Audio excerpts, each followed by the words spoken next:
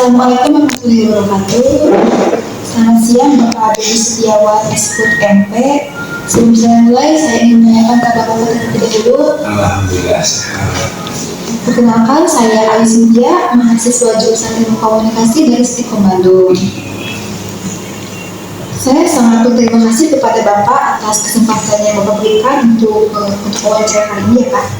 Tujuan saya datang ke sini untuk belajar lebih banyak mengenai upaya yang dilakukan oleh Dinas Lingkungan Hidup Kabupaten Kuningan dalam menghadapi isu perubahan iklim. Saya berharap obrolan kita berjalan dengan nyaman ya Pak ya. Saya yakin informasi yang Bapak berikan akan sangat bermanfaat bagi tugas saya. Amin. Akan Bapak siap untuk pertanyaan pertama? Apa saja program kerja yang dilakukan oleh Dinas Lingkungan Hidup Kabupaten Kuningan dalam menghadapi isu perubahan iklim? Kalau kita perubahan iklim kan ada dua ya, kuncinya ya, mitigasi dan adaptasi ya. Jadi ada istilah pencegahan dan ada yang satunya adaptasinya. Berarti kalau adaptasi itu penyesuaian. Nah sebenarnya di program kampung iklim ini ya, blokir itu kan banyak yang namanya kegiatan. Sebenarnya tidak hanya di Dinas Lingkungan Hidup, sebenarnya ada berbagai sektor keterkaitan yang ada kaitannya dengan program ini. Misalkan kalau di kehutanan kan ada penanaman, terus kemudian ada di pertanian kan keterkaitan dengan penggunaan pupuknya, cara bercocok tanamnya kan. Nah, kemudian di dinas pertanian dan kemudian dinas peternakan juga kan, itu yang saya rasa ada keterkaitan dengan yang namanya di program iklim kan gitu lah. Kalau keterkaitan kita sebenarnya di Dinas Lingkungan Hidup ya yang sekarang itu kan yang lagi isu-isunya lagi ramai itu kan di program iklim itu terutama tidak hanya menyangkut bagaimana kita penggunaan pupuk, penanaman atau penggunaan penguatan air hujan segala macam, tapi ada yang sekarang lebih ditekankan itu bagaimana mengelola terkaitan dengan persampahannya. Persampahan juga menjadikan salah satu tolak ukur terhadap terjadinya perubahan iklim. Nah, kenapa persampahan? Karena sampah itu akan notabene berpengaruh terhadap lingkungan, yang akhirnya mengaruhnya juga ke perubahan iklim.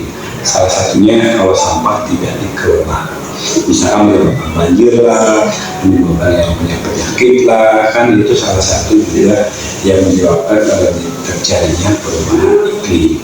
Nah di kita di Dinas Lingkungan Hidup yang paling notabene terkait dengan program itu ya adalah dengan pengelolaan sampahnya. Bagaimana pengelolaan sampah itu yang baik yang sesuai dengan lingkungan, sehingga tidak akan terjadi pencemaran lagi terhadap lingkungan. Nah, kemudian yang saat ini juga memang di kita ini di Dinas Lingkungan Hidup itu ada bidang PSDA, pelestarian sumber daya alam. Nah, keterkaitan di SDA, pelestarian sumber daya alam itu juga masuk dalam program kampung iklim. Salah satunya adalah pelestarian sumber mata air, atau ada juga penanaman, rehabilitasi ataupun reboisasi, penghijauan. Itu juga salah satu faktor yang mempengaruhi terhadap perubahan iklim. Terus kemudian ada kalau di dinas peternakan ada pemanfaatan hujan, terus kemudian ada kolam-kolam ikan, itu juga salah satu yang mempengaruhi terjadi perubahan. Nah kalau terakhir paling dua faktor itu, di pengelolaan sampah sama di rehabilitasi lahan atau di reboisasi. Itu kaitannya di situ. Next ya. Bagaimana Dinas Lingkungan Hidup Kabupaten Kuningan mengintegrasikan kebijakan pemerintah daerah dalam mendukung program mitigasi perubahan iklim? Nah, mengintegrasikan keterkaitan dengan di perubahan iklim itu tadi. Artinya harus semua itu bisa berperan aktif, tidak hanya di pemerintahan tapi pun juga masyarakat. Pemerintahan memang di dalam sisi penerapan regulasi, tapi yang melaksanakan regulasi itu adalah masyarakat. Jadi masyarakat juga harus turut serta ikut dalam mengatasi di perubahan iklim. Jadi misalkan tadi pengalaman tidak hanya dinas sehat, tetapi juga mereka yang terjun langsung ikut melakukan penanamannya. Di pengolahan sampah pun sama, masyarakat juga harus ikut bertanggung jawab terhadap pengolahan sampahnya seperti apa.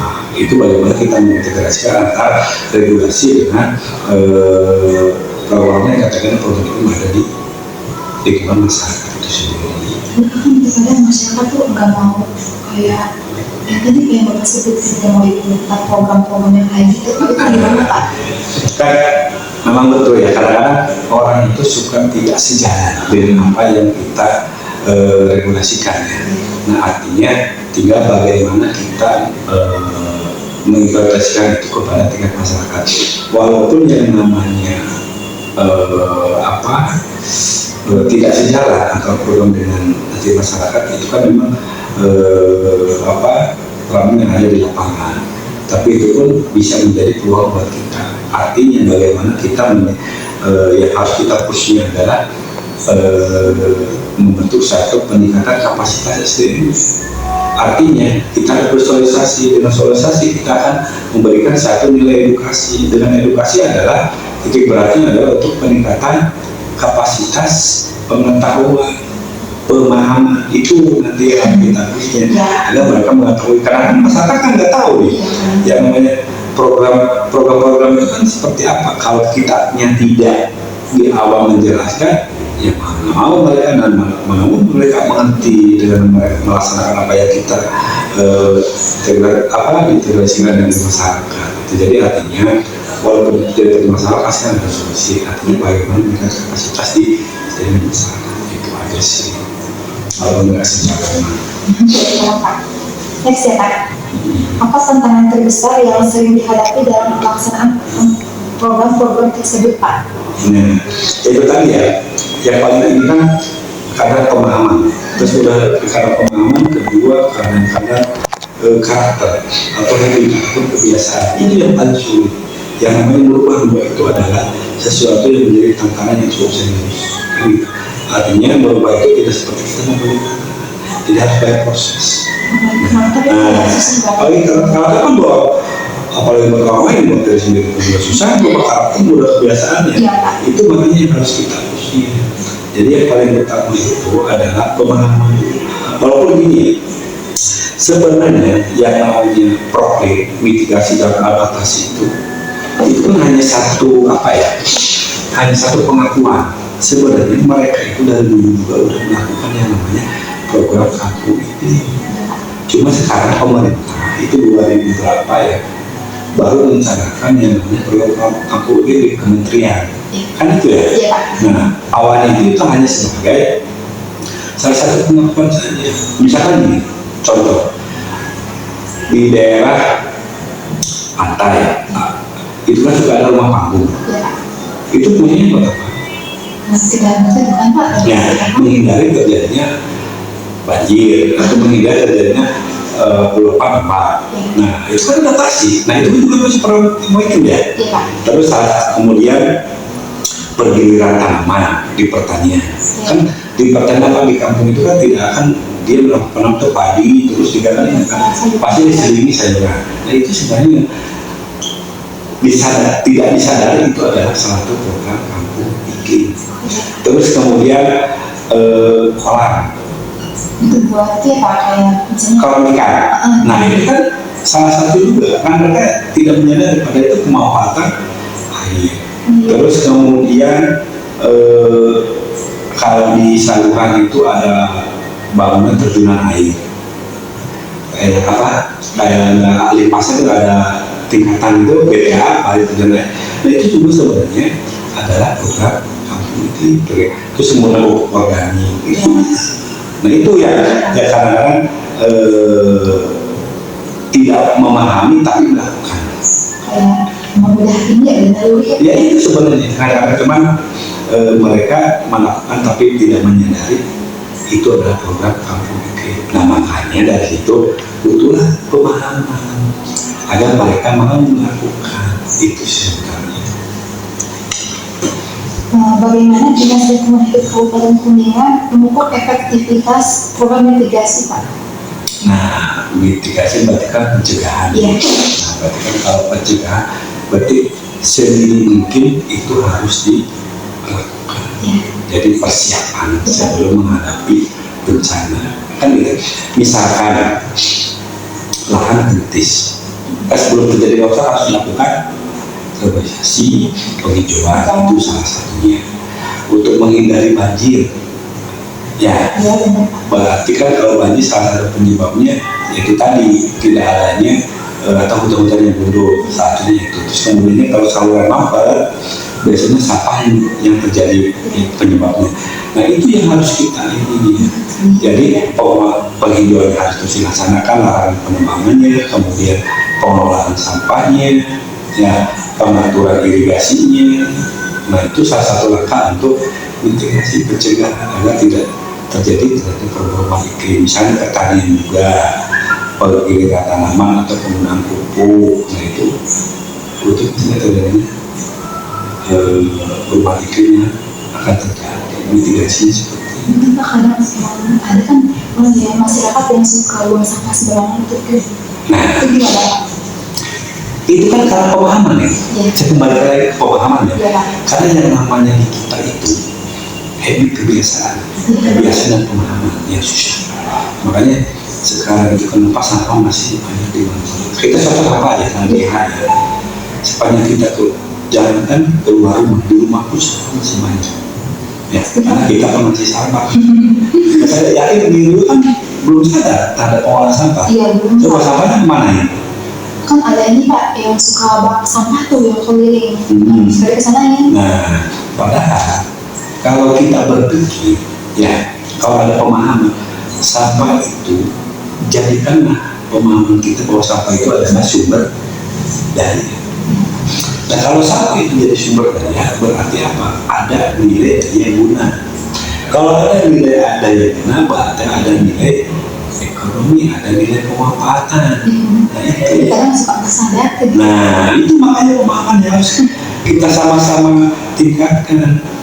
Betul-betul ya. Iya Pak.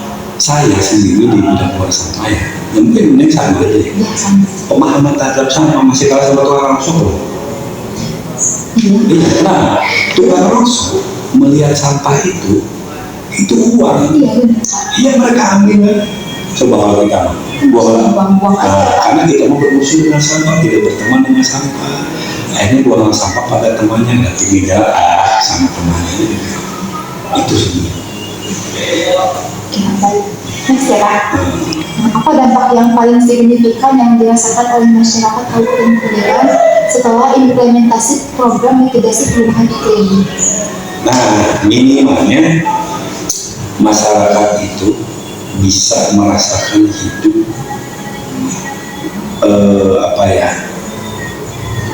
artinya sudah merasakan hidup lingkungan yang bersih, kan itu ya. Iya Pak. Terus sudah tidak merasakan hidupnya bebas dari udara yang segar karena penanamannya, airnya bersih, tidak banjir, tidak ada lagi polusi, Tidak sampah ya Pak ya? tidak sampah, dan misalnya dari perlindungan mata airnya, dari penanamannya, dari bagian tanamannya. Nah itu yang menjadi dari tolak ukur terhadap yang dirasakan oleh masyarakat ketika mereka mau melakukan kegiatan mitigasi dan adaptasi di perubahan. Kalau sekarang sama dengan GRK ya, rumah kaca. Nah itu kan dari polutan, pembakaran sampah, terus kemudian emisi pembuangan dari kendaraan. Nah, itu kan salah satu. Salah satu ini Pak. Oke. Apa contoh program yang dianggap sangat sukses dan sangat gagal dari ini tuh Pak, dari dalam menghadapi perubahan iklim? Nah sebenarnya kan kalau itu kan harus ada tolak ukur ya. Ya Pak. Nah sebenarnya kalau di kita ini tolak ukur yang paling ini kan ada dari sisi rehabilitasi penanaman. penghijauan itu yang paling dirasakan. Kalau di pengelolaan sampah sih saya rasa belum begitu belum begitu berhasil ya. Nah, terus kemudian kalau sisi pertanian pun itu sudah bisa dirasakan oleh masyarakat sekarang dari musim-musimnya, bukan musim-musimnya, lagi terkenalnya penggunaan sayur organik, tanaman organik kan. Nah, itu juga salah satu adalah program untuk mengatasi terhadap perubahan iklim. Jadi memposisikan kembali gitu kan, tanah itu agar bisa alami dan subur dibandingkan dengan penggunaan kimia. Kalau kimia kan dampaknya jelas. Terus sejauh mana peran masyarakat dalam mendukung upaya mitigasi perubahan iklim, Pak? Nah, kan masyarakat itu kan bisa saja dalam sisi person ya, orangnya, ataupun juga kalau di lapangan itu ada istilahnya kelompok. Nah, perannya itu dari baik itu individu ataupun kelompok. Nah ini juga kembali lagi tergantung dari kesadaran mereka sendiri. Nah, masyarakat itu kan, makanya dari awal saya katakan sebenarnya mereka melakukan hal mitigasi sesuatu tidak benar. Nah, contoh misalkan masyarakat juga kan berperan dengan saja tadi pemanfaatan air hujan ya kan ada yang kembali, terus pembuatan adanya biopori ya itu juga salah satu dia. Nah, masyarakat juga melakukan itu. Kemudian yang paling ini pemanfaatan lahan pekarangan dengan tanaman. Kan kalau di Padang banyak ya, suka nanam di polybag sayuran kan. Nah itu juga salah satu kegiatan pemanfaatan lahan itu. Nah itu masyarakat itu sebenarnya. Kadang-kadang orang tidak paham ya. Tapi sering apa kan? Nah itu makanya. Naluri aja kok pengen nanam ini. Nah itu ada hal itu masuk ke dalam program. Nah itu kan bisa dijadikan tempat lahan pekarangan buat cadangan makanannya. Nah itu sebenarnya. Apakah Dinas Lingkungan Hidup Kabupaten Kuningan melakukan kerjasama dengan organisasi lain, Pak? Apa gimana? Nah, dukungan dari sisi dukungan program itu kan tadi saya katakan tidak hanya pasien per orang, ada kelompok dan ada juga lembaga yang notabene bergerak dalam sisi lingkungan. Nah, baik itu organisasi kepemudaannya, terus kemudian dari kelembagaan kan, kalau lembagaan misalnya kalau di kita mah ada CSA.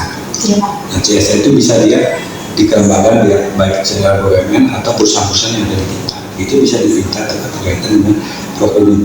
CSA ini bisa berupa bibit-bibit tanaman ya. Jadi intinya kita juga ada kerjasama dengan berbagai lembaga atau berbagai organisasi yang terjun ke dalam bidang. Ada ya Pak ya? Ada. Strategi apa yang telah diterapkan oleh Dinas Lingkungan Hidup Kabupaten Kuningan untuk memastikan bahwa program mitigasi perubahan iklim ini dapat berlanjut meskipun ada pergantian pemimpin di masa depan, Pak? Nah, kan ini. Jadi harus dalam bidang apapun harus ada yang namanya regenerasi. Bagaimana kita mencapai regenerasi itu? Berarti ada harus menggunakan yang namanya pembinaan itu yang harus kita push juga. Karena kita belum tentu kita selalu ada kan. Artinya kan gitu. Jadi itu pun harus dibuat satu pola pengintegrasian terhadap kepemimpinan atau keberlanjutan dari program kampung. Jadi harus di tingkat masyarakat pun juga harus melakukan istilahnya regenerasi terkait dengan kegiatan ini, baik itu keberlanjutannya, baik itu misalnya di kelompok ya harus pembinaan terus ya itu, baik itu personal dulu kan kita harus itu nama awal itu anak itu harus tahu. Nah itu sih. Mantap ya Pak.